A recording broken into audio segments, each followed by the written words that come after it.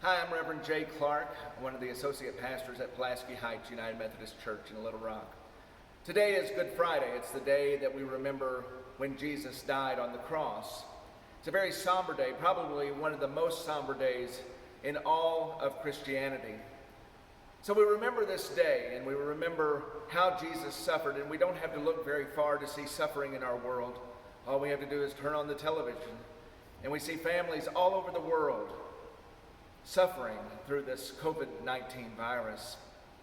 I'm reminded of the statue, the sculpture, the Pietà in Rome, where Mary is cradling in her arms Jesus who is almost dead. And I think of all the families around the world that can't be with their loved ones who are suffering through this time. We know that as Easter people, we cannot get to the resurrection without going through everything else that Jesus went through. We also know as Easter people that we're called to be people of light.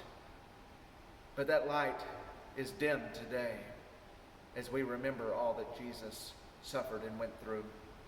Franciscan friar Richard Rohr says this: "I believe that the cross is an image for our own time, and every time we are invited to gaze upon the image of the crucified Jesus, to soften our hearts toward all suffering.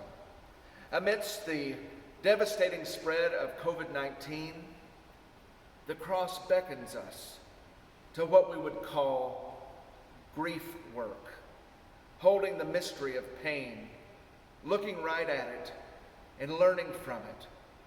With softened hearts, God leads us to an uncanny and newfound compassion and understanding."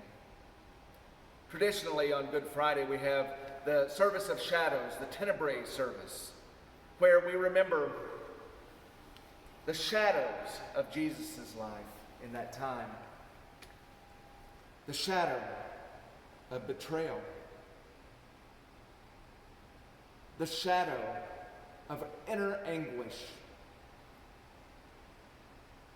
The shadow of loneliness. The shadow of desertion.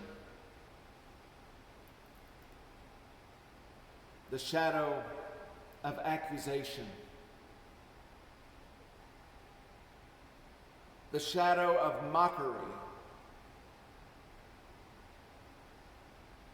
And the shadow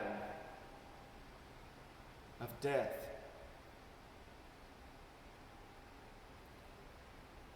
Jesus said, "I thirst." And a bowl full of vinegar stood there. And they put a sponge full of the vinegar on hyssop and held it to his mouth. When Jesus had received the vinegar, he said, "It is finished." And he bowed his head and he gave up his spirit.